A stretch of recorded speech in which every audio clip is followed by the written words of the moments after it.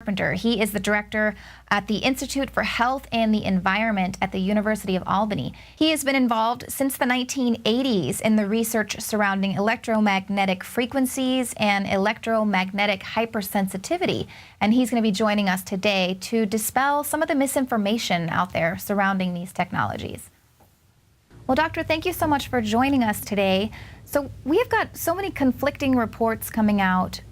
You know, they're saying cell phones could cause impotence, it could cause cancer, and then other studies are saying, no, there's no correlation whatsoever. Why are there such conflicting reports?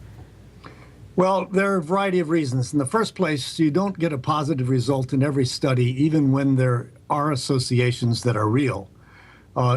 It can be a matter of poor exposure assessment. It can be a matter of too few cases and that sort of thing. In my judgment, the evidence is overwhelming that long-term cell phone use causes an increased risk of brain cancer. And part of the evidence that it's real is the fact that it only shows up on the side of the head that people normally use their cell phone on.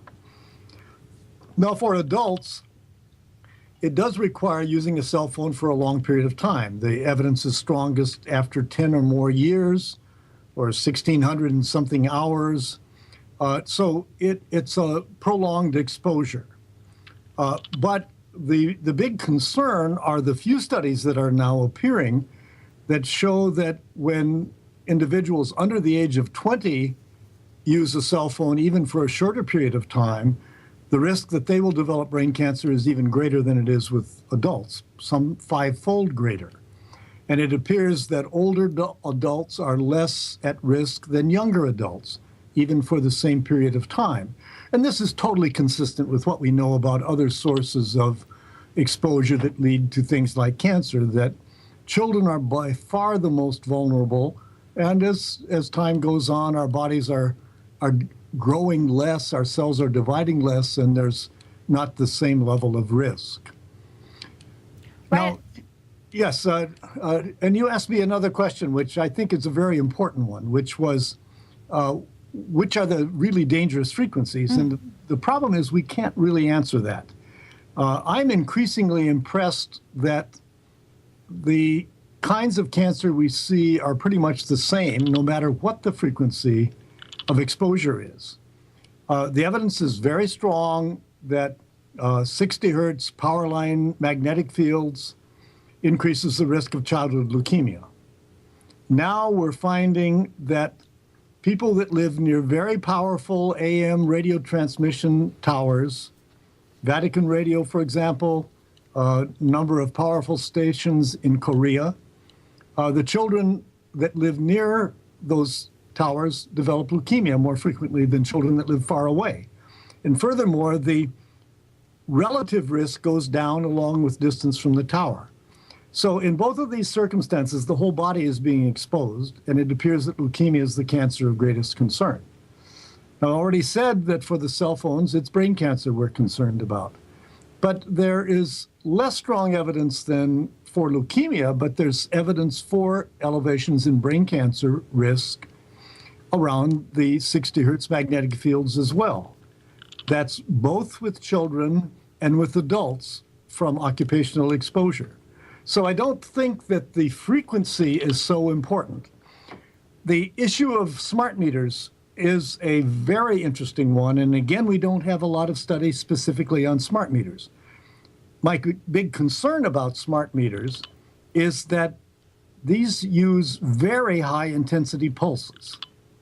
They're very brief, but they're extremely high intensity. And all of the standards are set for the aggregate exposure levels, which do fall below the FCC standards. But there is a building body of evidence, not by any means conclusive yet, that these transients, these sudden rises and falls, especially at high intensity, are much more dangerous than a steady sine wave, which is what we think of for when we talk about electromagnetic fields. To prove that requires studies of people specifically exposed to smart meters. And of course, that's going to be very difficult to do because none of us are only exposed to one source of electromagnetic fields. We have the magnetic fields from the electricity in our homes and offices. We have cell phones, we have Wi-Fi, we have cell towers, we have smart meters, we have radar, we have all kinds of exposures to different frequencies. And again, one of the problems is that it's almost impossible to accurately measure the total aggregate exposure.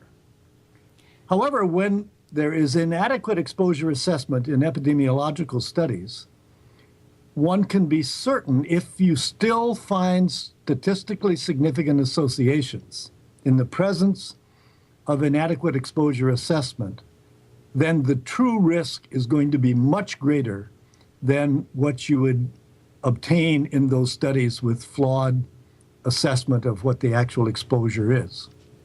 Right, and we're finding that a lot of these studies are actually put on by the wireless carriers, who are, of course, are going to want to have a positive review of their product. But short of moving to a rural area, what can people do to protect themselves? We're hearing a lot more reports of this electro hypersensitivity. Well, you know, even moving to a rural area isn't going to be very satisfactory because for example, with use of a cell phone, the further you are away from the cell tower, the stronger the signal that is generated in the phone. So and there are cell towers just about everywhere now. So what can people do? Well, I think there are a number of things you can do that are relatively benign. You can avoid use of a cell phone except when it has a wired earpiece, a wired connection. There's no exposure from wired connections. You can avoid having Wi-Fi in your house, or if you have Wi-Fi, you can put the router away from the areas that people are in. I think one thing that I see as being very dangerous, again, we don't have the solid experimental evidence, but the fact that the whole country, and supported by the initiatives from the Obama administration, the whole country is in a push to have Wi-Fi computer classrooms. Now, I'm 100% in favor of having every school child have access to the internet and learn to use computers, but it doesn't have to be Wi-Fi. It can be wired. And there is so much evidence that at least some people, if not everybody, is going to be adversely affected by the excessive radio frequency fields that you would have if you have a computer classroom where 20 kids or 30 kids are sitting on their wireless laptops, generating a room just chock full of radio frequency radiation. Right, and I hear a lot of the argument there is that it'll be more expensive to get the classroom hardwired, but it really, over the long term, it seems the cost would offset itself, just concerns for your health. Well, that's exactly right. You know, what is the cost of having a child develop leukemia?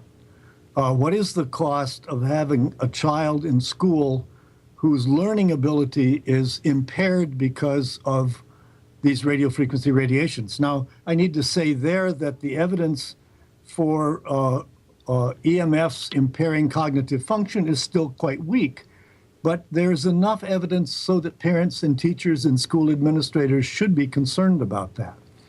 And then we have this issue, which is still controversial, of electrohypersensitivity, that some people are unusually sensitive to electromagnetic fields, whether power line fields or radio frequency fields, and just feel ill.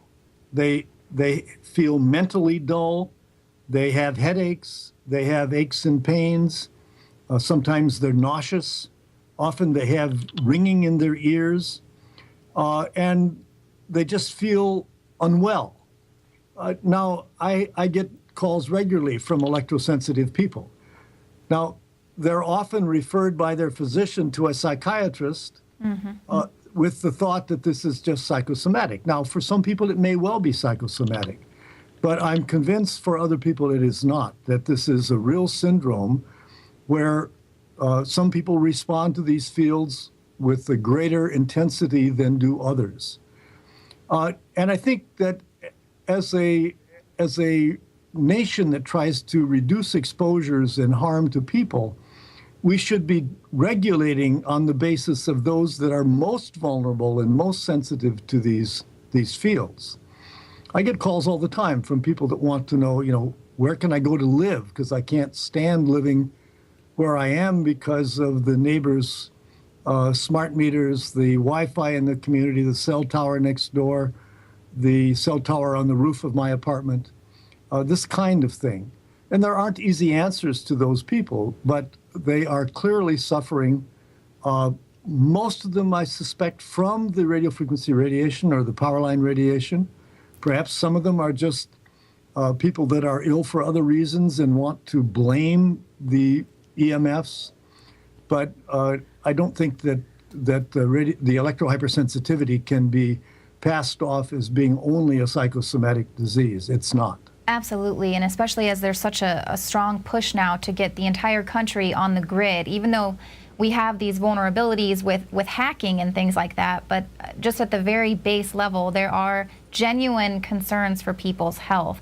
Well, doctor, where can people go to learn more? Do you have a website that you can let people know where they can get a little more information? Well, I think the major website I would refer you to is that of the Bioinitiative Report. It's www.bioinitiative.org. It's an encyclopedic review of the literature on all EMF effects. It was initially published in 2007. It was updated in 2012. And there's a very recent 2014 update on that website. I'm always available to be contacted at dcarpenter@albany.edu. I have some publications in peer-reviewed journals that I've written that describe how I see this issue. I testified on this issue before the President's Cancer Panel a couple of years ago. So it's a very important issue, and I think there are a number of things that individuals can do to reduce their exposure, to reduce the exposure of their families without giving up a contemporary style of life. We're not going to go back to a pre-wireless age, but we should respect the fact that wireless communication and electricity have associated with it risks for some people. Maybe not for everybody, but certainly risks for some. And there's no evidence that the cancer risk, while it may be small relative to other cancer risks, there's no evidence that anyone is immune from that risk. Right. So there are things to do. Yes, and especially with our children who, as you say, they're the ones who are becoming extremely susceptible to this and are the most who are going to be using all of this technology.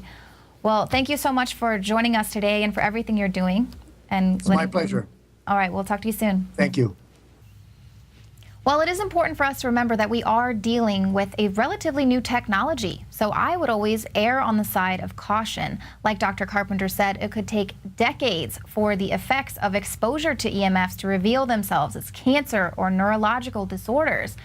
Basically, we are currently the long-term test study. So which control group are you going to be in when the data adds up? Well, thanks for watching the show tonight, and we will see you here tomorrow at 7 p.m. Central.